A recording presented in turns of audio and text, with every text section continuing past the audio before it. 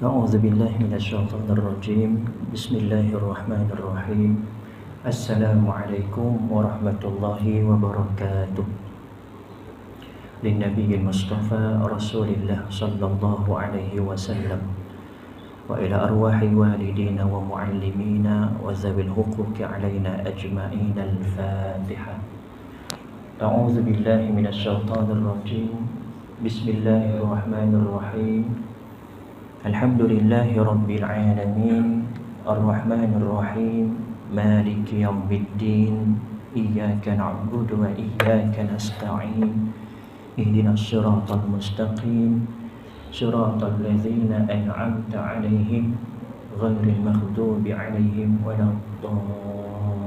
الضالين آمين إن الحمد لله نحمده ونستعينه ونستهديه ونستغفره ونعوذ بالله من شرور أنفسنا ومن سيئات أعمالنا من يهده الله فلا مضل له ومن يضلله فلا هادي له أشهد أن لا إله إلا الله وأشهد أن محمدا عبده ورسوله اللهم صل وسلم على سيدنا محمد وعلى آله وأصحابه أجمعين سبحانك لا علم لنا إلا ما علمتنا إنك أنت العليم الحكيم رب اشرح لي صدري ويسر لي أمري واحلل عقدة من لساني يفقه قولي اللهم أنت ربي لا إله إلا أنت خلقتني وأنا عبدك وأنا على عهدك ووعدك ما استطعت أعوذ بك من شر ما صنعت أبوء لك بنعمتك علي وأبوء بذنبي فاغفر لي فإنه لا يغفر الذنوب إلا أنت. Yang dihormati Tuan Nazir, Tuan Imam, Tuan Bilal, pegawai serta ahli jawatan kuasa Masjid As-Sabirin Kampung Bukit Canggang, yang dihormati dan dimuliakan para alim ulama, asatizah di kalangan tuan-tuan dan juga puan-puan, seterusnya muslimin muslimat, hadirin hadirat. Alhamdulillah pertama dan selama-lamanya kita merafakkan kesyukuran kehadrat Allah Subhanahu wa taala kerana dengan rahmat kasih sayangnya, dengan keizinannya dapat kita teruskan ibadat, dapat kita teruskan menjalankan tanggungjawab kita sebagai seorang hamba melaksanakan solat fardu maghrib secara berjemaah. Dan seperti mana yang telah dijadualkan pada malam ini, insya-Allah pengajian kita dalam kitab Faham Faraid, sambungan yang lepas pada muka surat yang ke-29. Qala Nabi sallallahu alaihi wasallam, ta'allamul Qur'ana wa'allimuhun nas wa ta'allamul fara'idha wa'allimuha fa inni mru'un maqbudun wal 'ilmu marfu'un wa yushiqu ay yakhtalifa ithnani fil fariidati wal mis'alati fala yajidani ahadan yukhbiruhuma. Yang bermaksud Nabi SAW bersabda, pelajarilah Al-Quran dan ajarkanlah kepada manusia, kemudian pelajarilah faraid dan ajarkanlah juga kepada manusia. Sesungguhnya kata Nabi, aku ni manusia biasa yang mana akan meninggal dunia, yakni wafat juga, dan ilmu juga akan hilang, iaitu dengan cara apa? Dengan wafat atau matinya ulama-ulama, orang yang memiliki ilmu tersebut. Sesungguhnya kata Nabi, aku sangat resah dan takut jika nantinya ada orang yang bertengkar tentang pembahagian warisan dan permasalahan lainnya.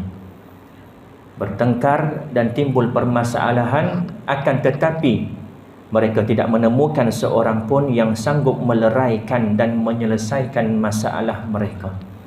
Hadis riwayat Imam Ahmad. Muslimin muslimat yang dirahmati Allah, malam ini kita sambung dalam bab sumber hukum pada muka surat yang ke-29. Sebelum saya masuk ke masjid, saya biasa datang awal dan saya biasa duduk dalam kereta dulu. Ada urusan sedikit, balas WhatsApp dan sebagainya. Ada jemaah datang, ketuk pintu kereta. Jadi bertanya satu soalan tentang adakah perlu waris yang meninggal dunia diberikan faraid.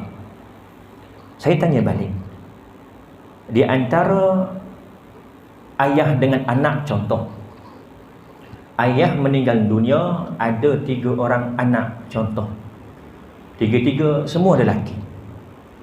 Kemudian anak ni meninggal dunia, adakah anak yang meninggal dunia ni mewarisi harta ayah tadi? Kena lihat siapa yang mati dulu. Jawapannya kena lihat siapa yang mati dulu. Sebab tu perlu untuk kita tahu siapa yang mati dulu. Macam mana nak tahu? Lihat pada sijil mati yang dikeluarkan oleh pihak hospital. Kalau tak tahu yang mana mati dulu, contoh meninggal dunia dalam kemalangan, masuk dalam gaung, dalam sungai, contoh dua-dua anak dan juga ayah tak timbul-timbul, bermakna tak dapat nak detect siapa yang mati dulu. Jadi dalam keadaan begini, antara mereka tidak mewarisi antara satu sama lain. Seandainya masuk gaung, yang anak timbul tercungap-cungap, ayah dalam kereta masih lagi belum naik. Jadi kita nampak anak masih hidup, kemudian anak ni nyelam balik cari ayahnya, tunggu, dua-dua tak naik dah. Bermakna siapa yang mati dulu? Ayah mati dulu. Walau bagaimanapun, yang menentukan ini biarlah ahlinya, iaitu lihat pada keputusan atau ketetapan daripada pihak hospital, kerana yang akan mengeluarkan sijil mati nanti adalah pihak hospital. Perlu ke Ustaz kita nak tahu siapa mati dulu? Padahal yang mati ni dah tak perlu harta lagi dah. Jawapannya perlu. Kerana apa? Contoh, andai misal kata ayah mati dulu, kemudian baru anak mati, walaupun bezanya hanya 5 minit. Ayah mati dulu 5 minit, 5 minit malam. Anak mati kemudian 10 minit malam. Anak ini mewarisi harta ayahnya. Kita nampak macam tak perlu sebab anak dah mati. Tetapi perlu dari segi apa? Kerana anak ini juga ada warisnya. Daripada anak yang mati ni, ada anak-anaknya, ada isterinya, ada ayah, ada ibu. Ayahnya meninggal dunia, bermakna ada waris yang lain. Jadi daripada harta anak ini tadi dicampurkan dengan bahagian yang dia warisi dari ayahnya yang mati lebih awal 5 minit tadi. Itu kalau 2 orang. Tuan-tuan cuba bayangkan kalau meninggal dunia serentak, bilangannya mungkin 4 atau 5 orang dalam satu kemalangan, na'udzubillah. Dan pihak hospital keluarkan, sampai ke hospital masih hidup semuanya, masih bernyawa. Seorang meninggal dunia di hospital. Maka pihak hospital mengeluarkan sijil mati. Contoh yang pertama pukul 8, yang kedua 8:05 minit, yang ketiga 8:10 minit, seterusnya yang kelima. Bermakna kita tahu yang mana mati dulu. Walaupun yang kedua dan seterusnya mati kemudian, ada hak bahagian pusaka mereka dari ayah yang mati dahulu. Begitu juga sebaliknya, kalau anak yang mati dulu, ayah juga ada bahagian daripada harta anak ini tadi. Yang mana bila ayah pun mati, harta ayah yang miliknya dicampurkan dengan bahagian dia yang dia dapat dari anak yang mati lebih awal daripada dia, kemudian dibahagikan kepada waris-waris ayah tadi. Dekat situ perlunya tahu siapa yang mati dulu. Dan syarat untuk mewarisi pusaka, mestilah waris hidup semasa pemilik harta mati. Tak boleh waris mati dulu. Kalau waris mati dulu, bermakna dia bukan waris. Hanya yang ada, yang hidup ketika pemilik harta mati, yang itu dikira waris. Ini syarat untuk mewarisi harta pusaka. Walaupun dalam kandungan. Nanti kita akan masuk dalam bab kandungan dalam janin. Adakah anak yang di dalam kandungan ini merupakan waris ataupun tidak? Panjang perbahasan, nanti kita akan jumpa. Ke surat berapa?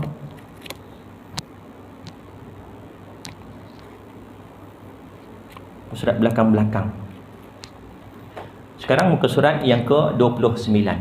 Dalam bab sumber hukum faraid. Tuan-tuan yang ada kitab boleh rujuk. Saya dah buka kitab tapi tak boleh nak tengok kat layar. Jadi insya-Allah akan datang kita boleh tengok sama-sama. Saya dapatkan kitab dalam bentuk PDF ini daripada sahabat saya, penulis kitab ini sendiri. Sahabat sama-sama mengaji di Mesir, sama-sama belajar faraid dari guru yang sama. Sama-sama kami ambil dari sanad daripada guru yang sama. Jadi saya cakap dengan dia, Syekh, nak mintalah PDF, mudah nak mengajar faraid dekat jemaah. Mana-mana yang ada projektor, saya boleh tayangkan dan jemaah boleh lihat kitab. Sebab kita ada muka surat sehingga 320 lebih. Kita baru masuk muka surat 29. Saya tak yakin tuan-tuan bawa tiap-tiap pengajian kitab. Jadi kita standby, ada layar, ada projektor, jadi tuan-tuan boleh lihat. Dalam masa yang sama, mudah untuk saya buat pengiraan. Tak perlu lagi guna whiteboard, guna projektor sahaja. Saya tulis di tablet saya, tuan-tuan boleh lihat terus di layar. Tajuk sumber hukum faraid. Bila kata sumber, sumber paling tinggi dalam menentukan hukum adalah Al-Quran. Al-Quran, hadis Nabi SAW, ijma', qiyas. Sumber yang paling tinggi, paling utama adalah Quran. Sahabat bila mendengar perintah dari Nabi SAW, wahyu dari malaikat, turunnya ayat Al-Quran, mereka terus beriman. Kisah penghijrahan, hijrah baru lepas kita minggu lepas. Kenapa Allah memilih Madinah, Yathrib yang dulu namanya Yathrib, sekarang Madinah? Kenapa Allah Subhanahu Wa Taala memilih Madinah bukan negeri atau tempat lain? Kerana kata Nabi SAW, aku bermimpi, aku berhijrah ke satu tempat yang terdapat pohon-pohon kurma. Dan Nabi menyangka tempat lain, rupanya tempat Yathrib. Bila sahabat tahu, dengar sahaja ucapan daripada baginda Nabi SAW, baginda bermimpi berhijrah ke Yathrib, terus mereka berpindah. Kan sejarahnya sahabat berpindah dahulu, terakhir barulah baginda Nabi SAW dan Abu Bakar As-Siddiq. Begitu juga dalam perintah-perintah yang lain. Dengar sahaja wahyu, terus iman para sahabat ini tak banyak songeh, tak banyak tanya. Diharamkan contoh daging khinzir, terus tinggal. Diharamkan arak, terus tinggal. Tak tanya sebab apa, kenapa kena tinggal, tak tanya. Sebab ini sumber yang paling tinggi. Kita cuba mencari hikmah. Kita cari hikmah. Ini kita iman orang awam lah, saya lah. Cari hikmah. Kenapa wajib solat? Oh, rupanya dalam solat ada orang kaji merupakan senaman. Habis itu kalau kita senam di luar solat, adakah solat tak wajib? Tidak, tetap wajib. Cuma hikmah. Kenapa daging khinzir diharamkan? Oh, bila ada kajian, ada kuman, ada bakteria, ada virus, ada kuman yang tak boleh mati bila dimasak dagingnya. Kalau contoh ada teknologi yang boleh mematikan kuman, adakah daging khinzir halal? Tetap juga haram. Kerana perintah Allah. Cuma hikmahnya. Hikmah kita boleh cari untuk meningkatkan keimanan kita, supaya bila kita melakukan ibadah tersebut bersungguh-sungguh, dan kerana kita nampak, oh ini ada kelebihan-kelebihan fadilatnya. Ikhlas, kata Imam Al-Ghazali, bila kita melakukan ibadah tingkat paling tinggi hanya semata-mata kerana Allah. Adapun selepas itu kita lihat pada fadilat-fadilatnya, baru kita nak buat. Juga termasuk dalam ikhlas, kata Imam Al-Ghazali. Tetapi nak dapat tingkat paling tinggi, melakukan ibadah semata-mata kerana Allah. Solat kerana apa? Kerana Allah. Puasa kerana apa? Kerana Allah. Tak ada sebab lain. Ada setengah orang, dia beribadah, dia cari fadilat-fadilat. Sedekah, oh fadilatnya bertambah rezeki lagi. Solat duha, fadilatnya bertambah rezeki lagi. Dia buat semata-mata nak fadilat. Juga termasuk dalam perkara ikhlas, kata Imam Al-Ghazali. Tetapi tingkatnya bawah sedikit. Al-Quran. Terdapat 3 sumber utama dalam menetapkan hukum faraid. Yang pertama, Al-Quran. Ayat-ayat yang menerangkan tentang harta pusaka di dalam Al-Quran terdapat 2 kategori. Yang pertama ialah ayat yang menerangkan secara umum, dan yang kedua ialah ayat yang menjelaskan secara terperinci. Kategori pertama, secara umum, Allah Subhanahu wa taala menerangkan tentang hak pewarisan. Firman Allah Subhanahu wa taala dalam surah An-Nisa pada ayat yang ke-7.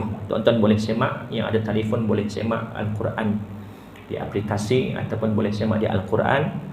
Surah An-Nisa ayat yang ke-7. Apa kata Allah Subhanahu wa taala? A'udzubillahi minasyaitonir rajim. Lirrijali nasibum mimma tarakal walidani wal aqrabun. Walin nisa'i nasibum mimma tarakal walidani wal aqrabun. Mimma qalla minhu aw kathur nasiban mafruḍa. Yang bermaksud, bagi golongan lelaki ada bahagian pusaka dari peninggalan ibu bapa dan kerabat. Dan bagi golongan perempuan pula ada bahagian pusaka daripada peninggalan ibu bapa dan kerabat.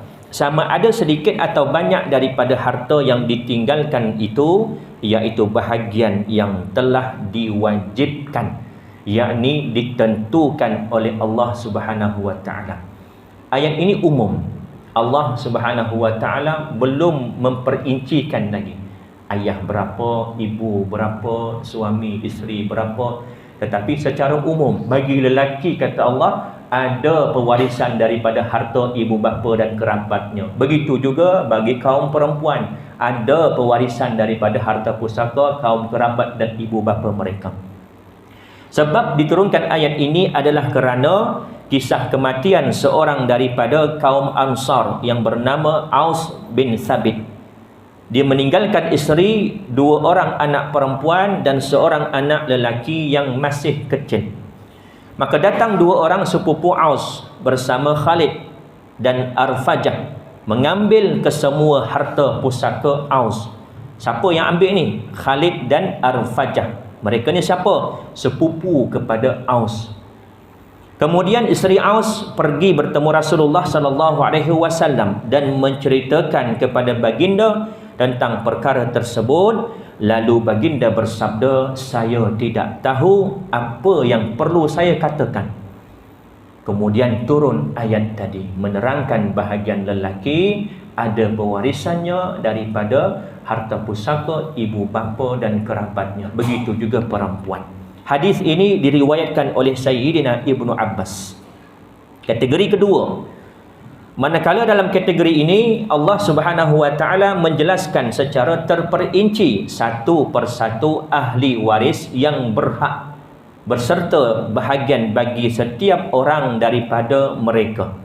Firman Allah Subhanahu wa taala, lihat pada Al-Quran surah An-Nisa ayat yang ke-11. Apa kata Allah Subhanahu wa taala? A'udzubillahi minasyaitonir rajim. Yusikumullahu fi auladikum lidzakari mithlu hazzil unthayain. Fa in kunna nisaan fawqa ithnataini falahunna thulutha ma tarak. Wa in kanat wahidatan falahan nisfu wa li abawayhi likulli wahidin minhumas sudus mimma taraka in kana lahu walad. Fa illam yakul lahu walad wa warithahu abawahu fali ummihi thuluth fa in kana lahu ikhwatun fali ummihi sudus min ba'di wasiyatin yusi biha aw dain abaukum wa abnaukum la tadruna ayyuhum aqrabu lakum naf'a fariidatan minallah innallaha kana aliman hakima. Ayat yang ke-11 surah An-Nisa. Apa kata Allah? Allah Subhanahu wa taala yusikumullahu fi auladikum. Yusi ni kata ulama maksudnya mewajibkan, mensyariatkan, memerintahkan. Bermaksud hukumnya wajib. Allah Subhanahu wa taala mensyariatkan, yakni mewajibkan bagi kamu tentang pembahagian harta pusaka untuk anak-anak kamu, iaitu bahagian seorang lelaki sama dengan bahagian dua orang perempuan. Dan jika anak itu semuanya perempuan yang jumlahnya lebih daripada dua, maka bagi mereka 2/3 daripada harta yang ditinggalkan. Allah dah wajibkan, dah tentukan bagi anak-anak. Berapa? Bila ada anak lelaki dan perempuan, nisbah lelaki 2, perempuan 1. Tak kira ramai mana lelaki, tak kira ramai mana perempuan, bila ada sahaja lelaki dan perempuan, maka bahagian mereka lelaki 2, perempuan 1.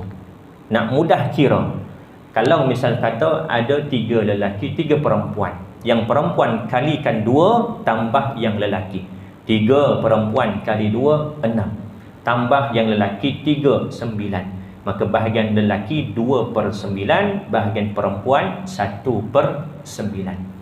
Kalau misal kata lelaki 4, perempuan 5, yang perempuan kalikan 2, 5 kali 2 10, tambah yang lelaki 4, 10 campur 4 14. Lelaki 2/14, perempuan 1/14. Ini kaedah nak mengira macam mana nak menentukan bahagian lelaki 2 bahagian daripada perempuan 1 bahagian. Contoh tadi 3 lelaki 3 perempuan 6 9, 2/9 bahagian lelaki. Kalau contoh ada harta 9 juta, lelaki 2 juta, perempuan 1 juta. Ya, Encik. Maaf saya. Kalau silap berkata. Kenyataan 4 lelaki, 5 anak perempuan. Maka yang dikali 2 bukan anak perempuan, anak lelaki. Saya cakap anak perempuan ni. 4 kali 2 8, campur 5 13. Bukannya 14 atau 15. Saya cakap yang kalikan perempuan ni. Yang saya tersilap. Minta maaf. Terima kasih kerana tegur. Betul. Lelaki kali 2 tambah tekan dengan yang perempuan. Contoh tadi 5 lelaki 4 perempuan. 5 kali 2 10 campur dengan 4 bermakna 14. Bahagian lelaki 2/14, perempuan 1/14. Kaedahnya yang lelaki kali 2 tambah yang perempuan. Terima kasih Ji kerana tegur. Ini nak menentukan lizakari mithlu hazil unsayain. Kalau misal kata anak-anak semuanya perempuan, sama ada 2 orang atau 3 orang atau lebih, semuanya perempuan. Apa kata Allah Subhanahu wa taala? Jika anak itu semuanya perempuan yang jumlahnya lebih daripada 2, maka bagi mereka 2/3 daripada harta yang ditinggalkan.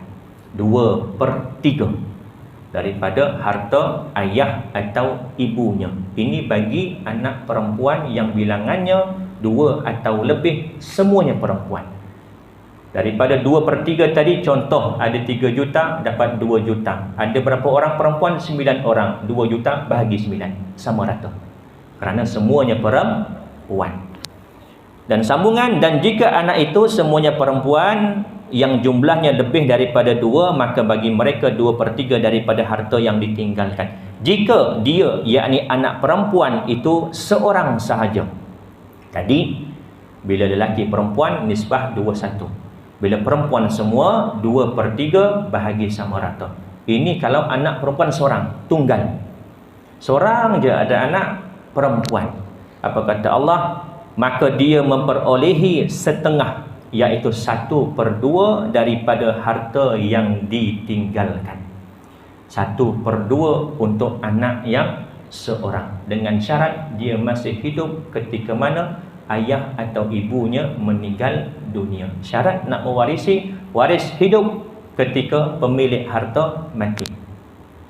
Dan untuk 2 orang ibu bapa. Tadi untuk anak-anak, ini untuk kedua ibu bapa pula. Bahagian masing-masing 1/6 daripada harta yang ditinggalkan. Ayah 1/6, ibu 1/6. Ketika mana? Jika dia, yakni yang meninggal dunia itu, mempunyai anak. Tak kisah anak lelaki, anak perempuan, ramai mana anaknya, seorang ke, tetap ibu dan ayah mewarisi 1/6. Jika dia meninggal dunia tidak mempunyai anak dan dia diwarisi oleh ibu bapanya sahaja, si mati bujang atau dah berkahwin, kemudian mati isterinya dulu, jadi duda, tak ada anak, meninggal dunia, yang ada waris hanya ibu dan bapanya sahaja. Jika dia, yakni yang meninggal dunia, tidak mempunyai anak dan dia diwarisi oleh ibu bapanya sahaja, maka ibunya mendapat 1/3. Tadi 1/6. Bila mana si mati ada anak, si mati tak ada anak, ibu dapat 1/3. Jika dia yang meninggal dunia mempunyai beberapa saudara, lebih daripada seorang adik-beradik, dia ada adik-beradik, si mati ni ada adik-beradik lebih daripada seorang, bermakna adik-beradik yang masih hidup termasuk si mati ada 3 orang atau lebih. Setakat ni boleh jelas? Si mati ada adik-beradik lebih daripada seorang, bermakna 2 atau lebih, maka ibunya mendapat 1/6. Walaupun nanti bahagian adik-beradik tak dapat, tetapi dia mempengaruhi bahagian ibu. Adik-beradik ada 2 orang atau lebih, adik-beradik si mati. Bila ada, ibu tak dapat 1/3. Walaupun si mati tak ada anak, tetapi ada adik-beradik, ibu jadi 1/6. Adik-beradik dapat tak? Adik-beradik tak dapat kalau ayah ada. Bermakna bahagian ibu ni dipengaruhi oleh adik-beradik si mati yang bilangannya 2 atau lebih. Sekalipun adik-beradik ni tak dapat, tetapi bahagian ibu terpengaruh dengan sebab adanya adik-beradik si mati 2 orang atau lebih. Maka ibunya mendapat 1/3. Jika dia yang meninggal dunia mempunyai beberapa saudara lebih daripada seorang adik-beradik, maka ibunya mendapat 1/6. Pembahagian-pembahagian tersebut di atas setelah dipenuhi wasiat yang dibuat atau setelah dibayar hutangnya. Yang lepas kita dah bincangkan antara perkara-perkara yang wajib waris lakukan kepada harta si mati. Pertama, pengurusan jenazah si mati. Ambil siap-siap harta si mati, gunakan untuk pengurusan jenazah. Mandinya, kafannya, solat kebuminya, kalau ada kos wajib ambil daripada harta si mati, gunakan. Walaupun ada waris yang tak bersetuju, ambil dan gunakan. Ini tanggungjawab kewajipan waris. Selepas itu, seandainya si mati ada hutang, hutang ada 2, hutang dengan Allah, hutang dengan manusia. Dahulukan hutang dengan Allah. Contoh fidyah, dia ada terhutang puasa yang banyak, maka dikira-kira ada berapa hari, ambil berapa beras. Lihat pada Lembaga Zakat Selangor punya website, setiap tahun boleh jadi berubah-ubah kerana nilai pada beras. Satu hari berapa bersamaan dengan berapa ringgit, kalikan dengan berapa hari. Ini hutang si mati dengan Allah kerana tak tertunai, tak terbayar semasa hidup.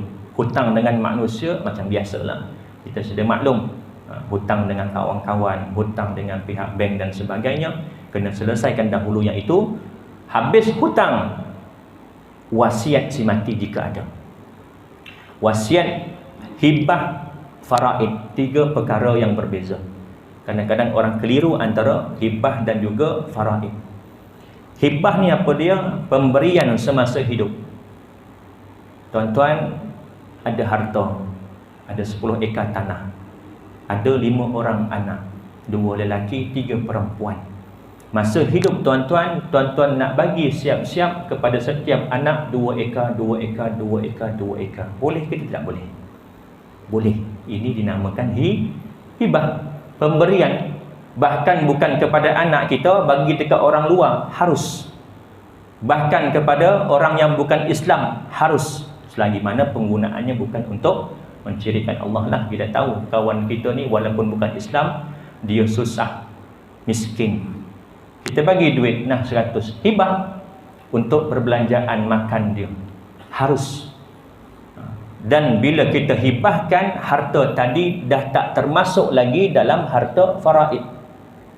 Bila kita mati, yang kita dah hibahkan semasa hidup dah bukan lagi termasuk harta faraid yang wajib waris faraidkan.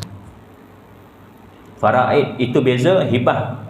Wasiat macam mana pula? Wasiat ucapan masa hidup, tetapi penyerahannya selepas mati.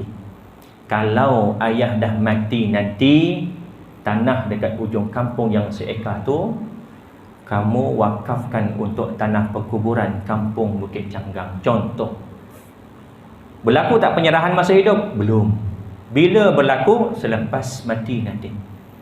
Cuma sekarang ini, kalau tuan-tuan nak buat hibah atau wasiat, saya syor dan sarankan dan nasihatkan, buatlah secara hitam putih. Sebab sekarang ni macam-macam isu berlaku. Dah bagi hibah masa hidup, cuma belum tukar nama dalam geran. Waris semua pun dah maklum, tetapi bila nampak harta, manusia ni boleh kelabu mata. Dia kata belum tukar nama katanya. Jadi kalau ikut hak, kena faraidkan.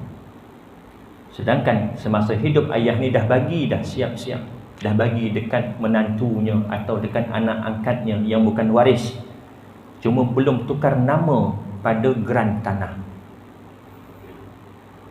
Bila anak-anak tuntut, dia menang, sebab anak-anak merupakan waris.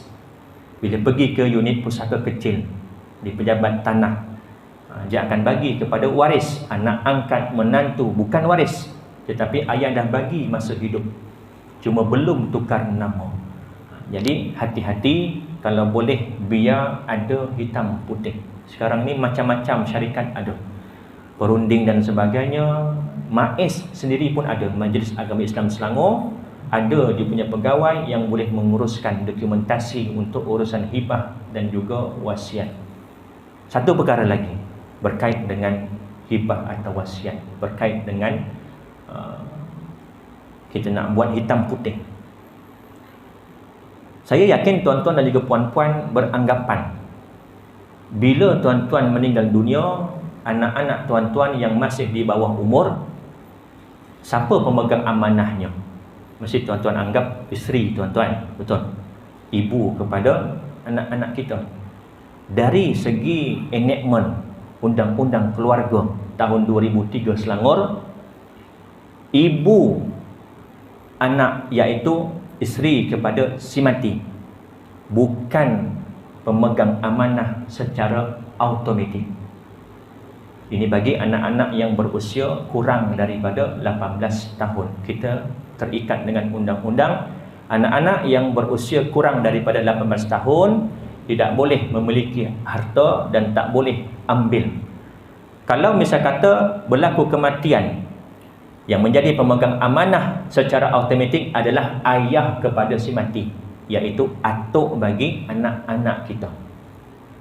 Kalau atuknya amanah, alhamdulillah. Kalau atuknya tak amanah, makan harta anak yatim, na'udzubillah. Itu kalau atuknya ada. Kalau atuknya tiada, maka harta tadi akan pergi ke mana? Amanah raya berhad. Namanya pun amanah. Dia pemegang amanah, sehingga anak-anak ini berusia 18 tahun baru boleh tuntut di amanah raya berhad. Isteri ini tadi dapat berapa bahagian? 1/8. Kerana si mati ada anak. 1/8 kalau banyak jumlahnya mungkin mampu untuk membesarkan anak-anak.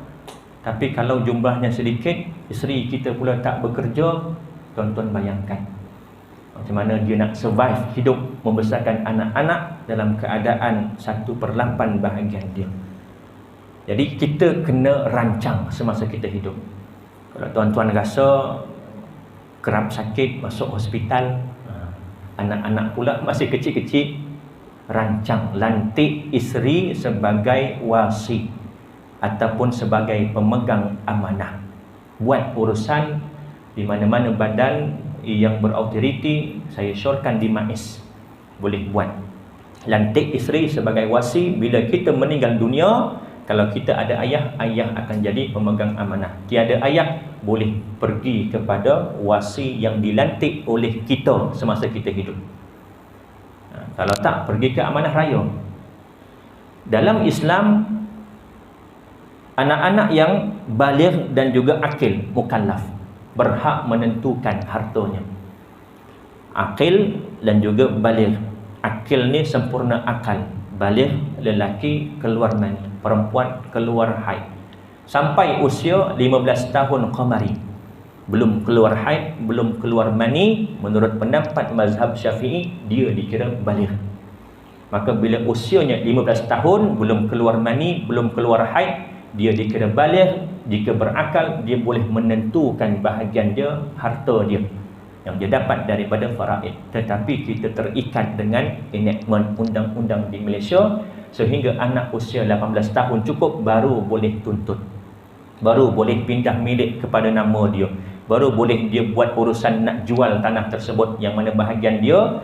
Tunggu sehingga 18 tahun baru boleh jual kepada orang lain. Ini undang-undang. Jadi itu berkait dengan amanah raya. Pun kadang-kadang orang keliru amanah raya dengan Baitullah. Baitullah ni apa dia? Baitullah ni harta yang mana bila kita tidak ada waris lelaki lagi.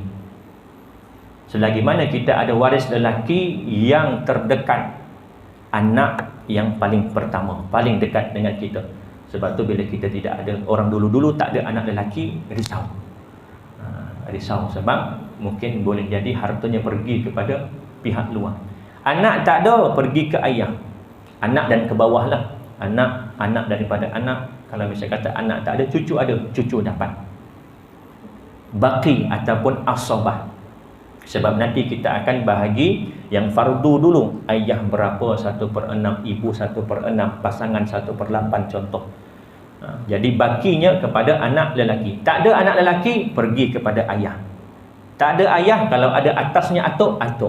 Tak ada yang atas, pergi kepada adik-beradik lelaki seibu sebapa. Tak ada adik-beradik lelaki seibu sebapa, adik-beradik sebapa yang lelaki.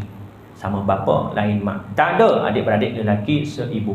Tak ada juga, pergi kepada pakcik, adik-beradik lelaki sebelah ayah kita, pakcik kita. Syarat sebelah ayah, bukan sebelah mak. Sebelah mak kita panggil pakcik juga. Tetapi yang dikatakan waris adalah pakcik sebelah ayah kita yang lelaki. Pakcik lelaki lah. Kalau perempuan makcik. Tak ada pakcik yang seibu sebapa dengan ayah kita, yang sebapa dengan ayah kita.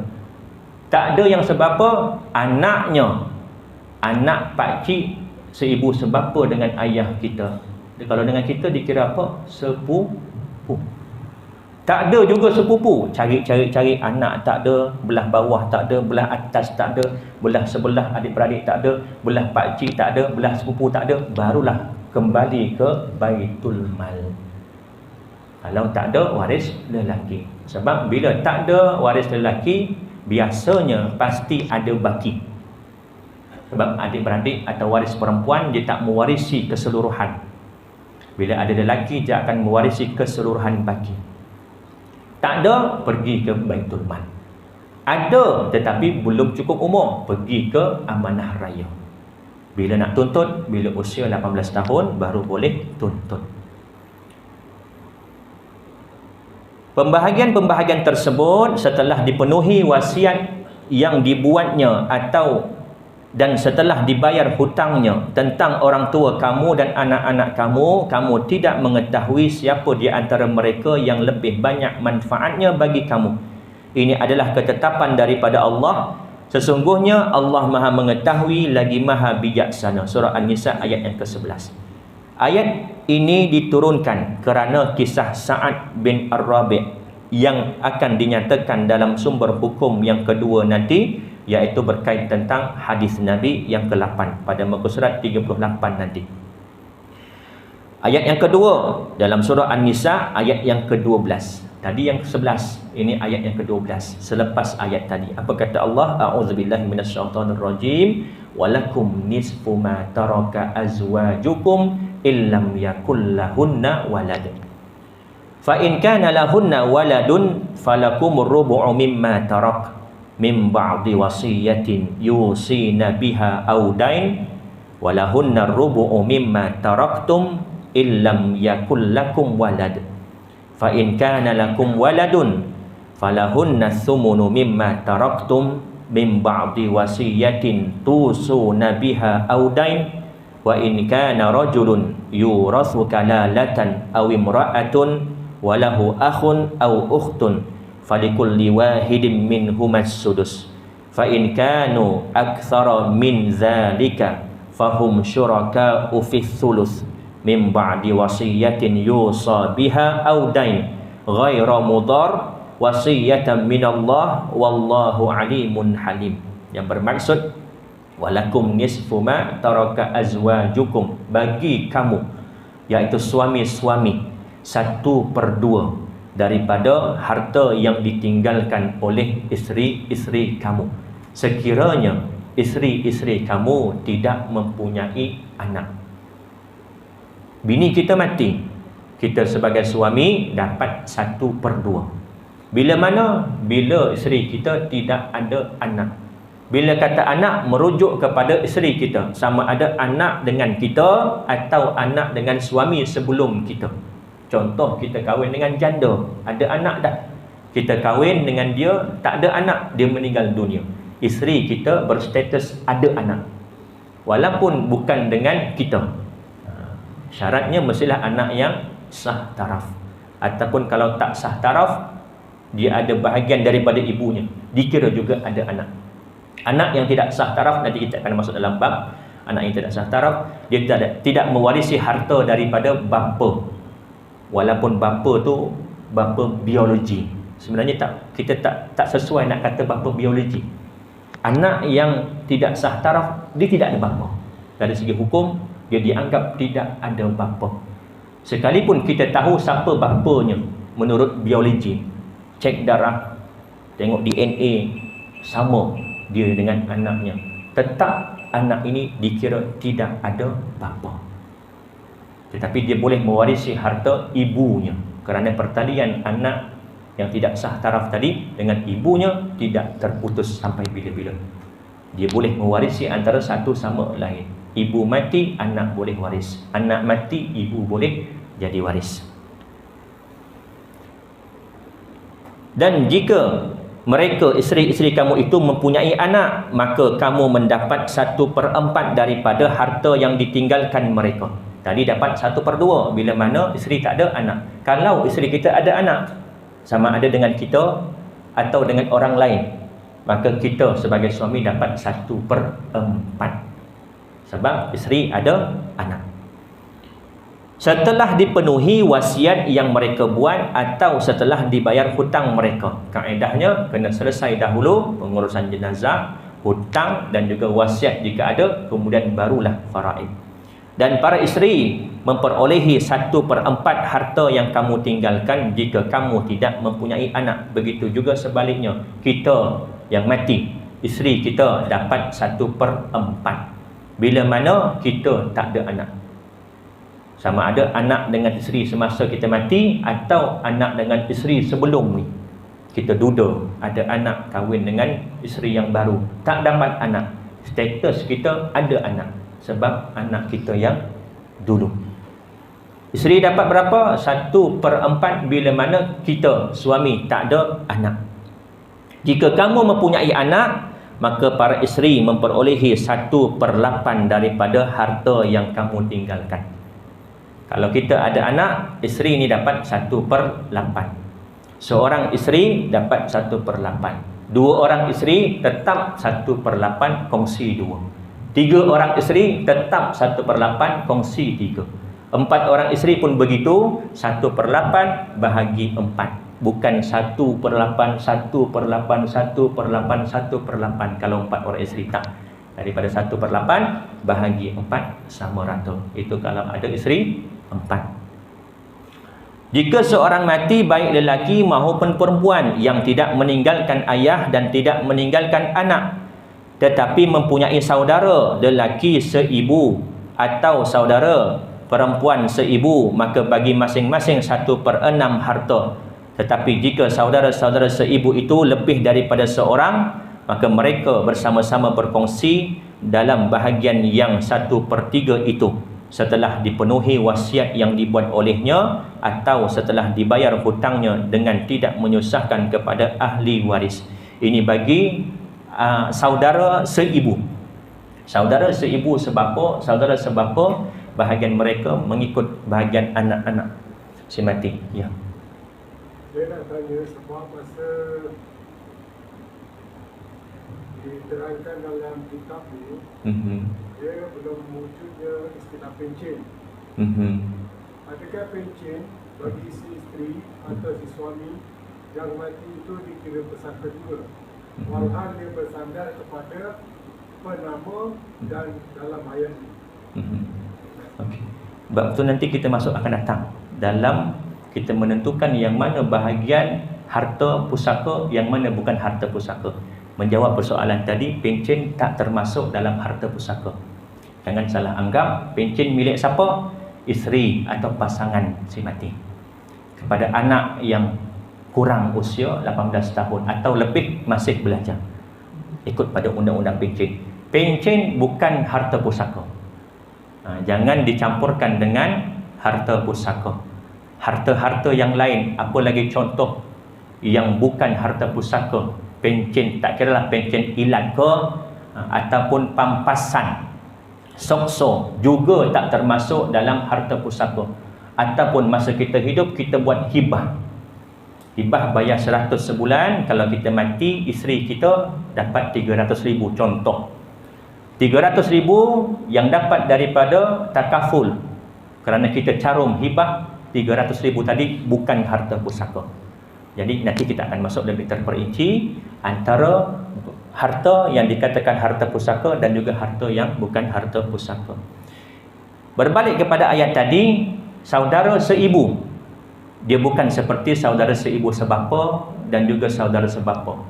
Saudara seibu sebapa dan sebapa sama macam anak lelaki, nisbah 2 lelaki, 1 perempuan. Adapun saudara seibu, mereka dapat sama rata, tak kira lelaki atau perempuan.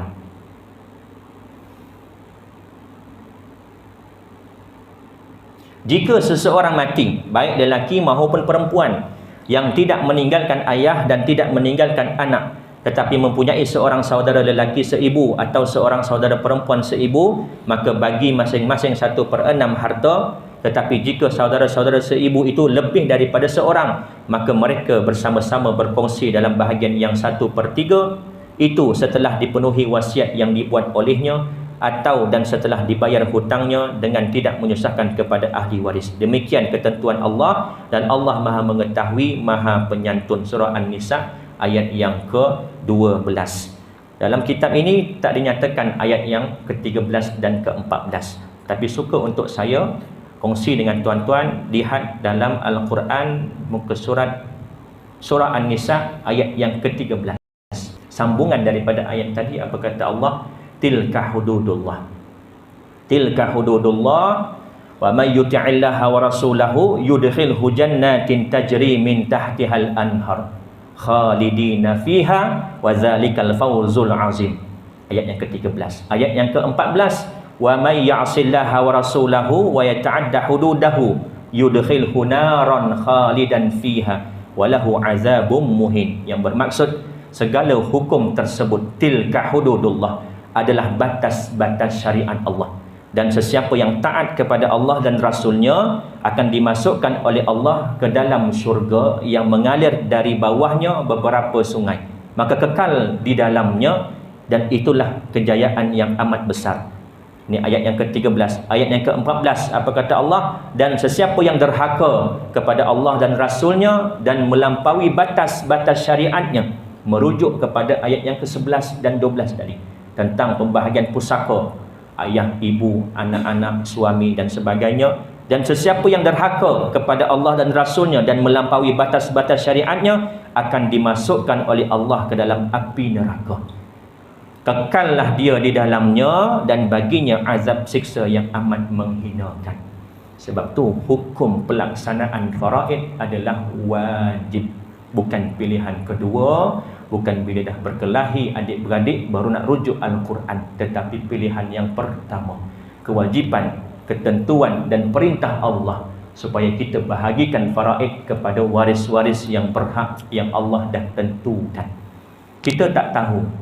Dalam ayat tadi pun Allah menerangkan, kita tak tahu ayah dan anak kita yang mana lebih banyak manfaat dengan kita. Kerana akal kita terbatas. Manusia ni terbatas. Kalau kita mengambil keputusan, boleh jadi bagi kita rasa adil. Bagi yang lain, ini tidak adil. Dan macam cerita Keramdi pula. Sebab berdasarkan akal dan nafsu, maka Allah langsung menentukan dalam Al-Quran. Suami berapa, isteri berapa, ayah berapa, ibu berapa, anak-anak berapa, mengikut keadaan masing-masing. Saya rasa cukup sekadar itu. Akan datang, harap-harap boleh kita connect lah dengan projektor. Dan saya lagi suka kalau misalnya kata tuan-tuan ada persoalan, terus angkat tangan dan tanya. Kalau boleh, terus tanya. Jangan tunggu hujung baru nak tanya, takut kita beranjak masa. Dan perbahasan kita akan datang semakin lama semakin berat. Semakin beratlah, sebab kita belum masuk dalam bab pengiraan lagi. Nanti masuk dalam pengiraan lagi bertambah berat. Cubalah kita ambil sedikit demi sedikit, cuba fahamkan. Kalaupun tak faham, kawan-kawan saya pun sering yang mengajar, sering nak bagi semangat dekat jemaah. Tak faham tak apalah, tapi dapat pahala mengaji. Tapi kita nak dapat faham kalau boleh. Allahumma faqihna fid din. Mudah-mudahan Allah beri kefahaman kepada kita dalam kefahaman agama, terutama khusus dalam faraid.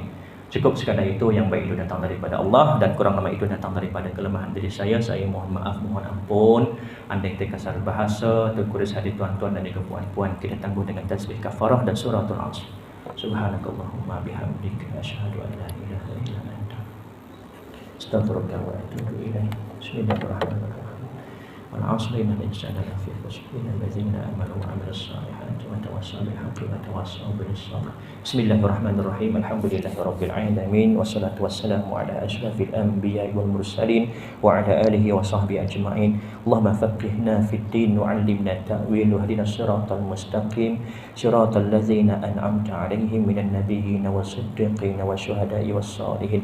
Allahumma arinal haqqa haqqan warzuqna ittiba'ah wa arinal batila batilan warzuqna ijtinabah. Allahumma inna na'udzubika min 'ilmin la yanfa' wa min qalbin la yakhsha wa min nafsin la yashba' wa min da'watin la yustajabu laha. Rabbana atina fid dunya hasanah wa fil akhirati hasanatan wa qina azaban nar. Wa sallallahu ala sayyidina Muhammad wa ala alihi wa sahbihi wa baraka wa sallam. Alhamdulillahirabbil alamin. Assalamualaikum warahmatullahi wabarakatuh.